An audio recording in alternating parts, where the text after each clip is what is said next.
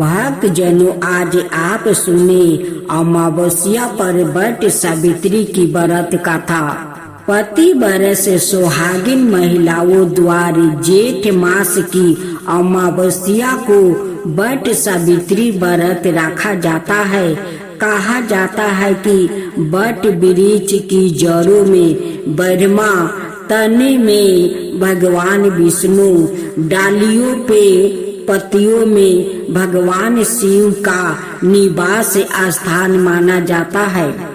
इस व्रत में महिलाएं वट वृक्ष की पूजा करती है। सती सावित्री की गाथा सुने वो वाचन करने से सौभाग्यवती महिलाओं की अखंड सौभाग्य की कामना पूरी होती है। प्रचलित वट सावित्री व्रत कथा के अनुसार सावित्री के पति अल्पाहु थे।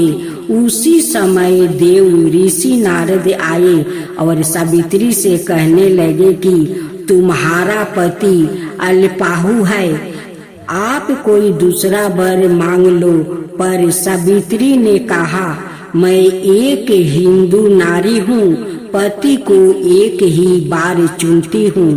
उसी समय सत्यावन के सिर में अत्यधिक पीड़ा होने लगी। सावित्री ने वट वृक्ष के नीचे अपने गोद में पति के सिर को राख कर उसे लेटा दिया। उसी समय सावित्री ने देखा अनेक यमदूतों के साथ यमराज आ पहुँचे हैं। सत्यावन के जीवन को दक्षिण दिशा की ओर लेकर जा रहे हैं। यह देख सावित्री भी यमराज के पीछे पीछे चल देती है।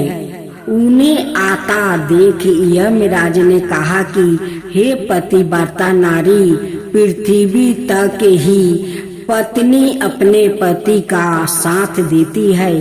अब तुम आपस लौट जाओ।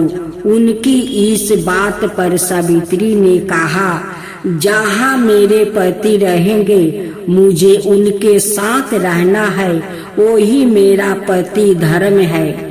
सावित्री के मुख से यह उत्तर सुनकर यमराज बड़े प्रसन्न हुआ।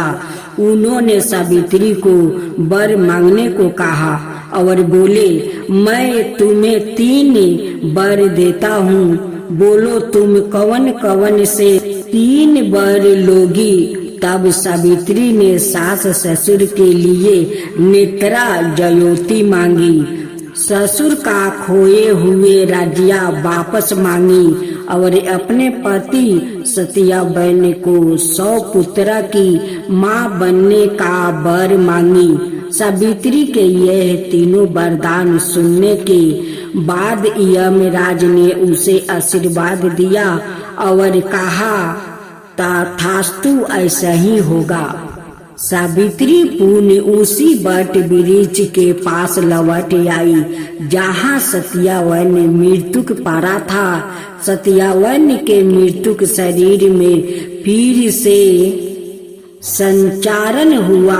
इस प्रकार सावित्री ने अपने पतिव्रता व्रत के प्रभाव से न केवल अपने पति को पुनर्जीवित करवाई, बालिक सास ससुर को नेत्रा ज्योति प्रदान करते हुए उसके ससुर का खोए हुए राज्य फिर दिलवाया। वट सावित्री अमावस्या के दिन वट वृक्ष के पूजन अर्चना और व्रत करने से सौभाग्यवती महिलाओं की ही मनोकामना पूर्ण होती है और उनका सौभाग्य अखंड रहता है। सावित्री के पतिव्रता धर्म की गाथा का सार यह है कि एक निष्ठा पति परायण स्त्रियां अपने पति को सभी दुख और कष्टों से दूर कर रखने में समर्थ होती है। जिस प्रकार पतिव्रता धर्म के बल से ही सावित्री ने अपने पति सत्यावन को यमराज के बंधन से छोड़ा लिया था, इतना ही नहीं खोया हुआ राज्य और अंधे सास ससुर की नेत्रा ज्योति भी वापस दिलवा दिया। उसी प्रकार महिलाओं को अपना गुरु केवल पति को ही मानना चाहिए। गुरु दीक्षा के चक्कर में इधर उधर नहीं भटकना चाहिए। बट अमावस्या का उत्तराखंड, उड़ीसा, बिहार, उत्तर प्रदेश आदि स्थानों पर विशेष महत्व है।